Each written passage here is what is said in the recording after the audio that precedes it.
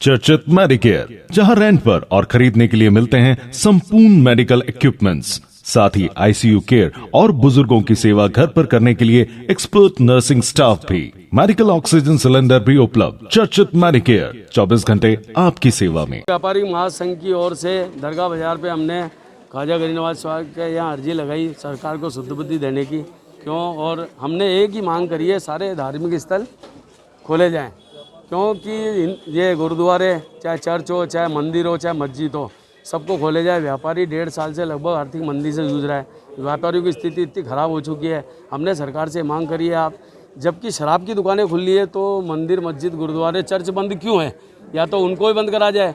क्या वो शराब में क्या कोरोना की दवाई मिल रही है, या कोरोना को बचाव के लिए शराब की दुकानें खुली है? तो सारे मंदिर, मस्जिद अगर ये नहीं खुलेंगे तो हमारा व्यापार कैसे चलेगा? आज दरगाह से हमारा व्यापार चलता है, पुष्कर में मंदिर है, उनकी वजह से हमारा व्यापार चलता है। और रात्रि का समय लगभग कम से कम 8 बजे तक का करा जाए, अन्यथा व्यापारी की नौबत ऐसी है, क्या व्यापारी भूख मांगेगा दरगाह बाजार पे आके या कहीं भी बैठ के? तो हम सरकार से पुनः मांग करते हैं, राज्य सरकार से, कि रात्रि 8 बजे का समय करा जाए और सारे धर्म स्थल खोले जाएँ। महेंद्र बंसल, वरिष्ठ उपाध्यक्ष, श्री अजमेर व्यापारिक महासंघ। श्री अजमेर व्यापारी महासंघ की ओर से ख्वाजा साहब की दरबार के बाहर हमने ये मांग की है कि सारी दुकानें खुली नहीं रही है। अगर दरगाह पुष्कर नहीं खुलेगा तो दुकानें खुलेगी नहीं, ग्राहक आएंगे नहीं। अगर बाहर का टूरिस्ट नहीं आएगा तो ग्राहकी होगी नहीं। व्यापारी वैसे ही 1.5 साल से बहुत ही ज़्यादा परेशान है, इतना परेशान है कि उसके घर में खाने के लिए नहीं है। हमारी तो यही प्रशासन से है कि रात को 8 बजे तक खोले, रात को 9 से सुबह 5 बजे तक का बड़ी कर्फ्यू रखे, लेकिन दरगाह और पुष्कर स्थल, धार्मिक स्थल सारे खोले, क्योंकि इसी के ऊपर अजमेर टिका हुआ है। आज कर्मचारी हैं, रेलवे कर्मचारी हैं, कोई से भी कर्मचारी हैं, उनको घर बैठे तनख्वाह मिलती है।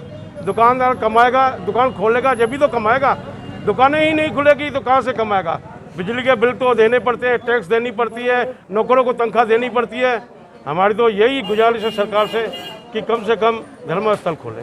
अशोक दुलानी मामा, महासचिव व्यापारी महासंघ। श्री अजमेर व्यापारिक महासंघ की ये मांग है कि दरगाह बाजार जहाँ हम लोग खड़े हैं, यहाँ पर देखो दुकानें खुली है परंतु ग्राहक एक भी नहीं है। तो दुकानें खोलने से क्या मतलब रहा, जब तक मंदिर, मस्जिद, गुरुद्वारे, ये विश्वविख्यात दरगाह ख्वाजा गरीब नवाज की, यहाँ पर्यटक आते हैं, जायरीन आते हैं, तभी व्यवसाय चलता है। ऐसा ही ब्रह्मा जी की नगरी पवित्र पुष्करराज है, वहाँ पर भी देश विदेश के लोग आते हैं, वो श्रद्धालु आते हैं, तभी व्यवसाय चलता है। अजमेर में ऑटो वाले हैं, होटल वाले हैं, दुकानदार हैं, सारे पर्यटकों पर निर्भर हैं, जायरीनों पर निर्भर है।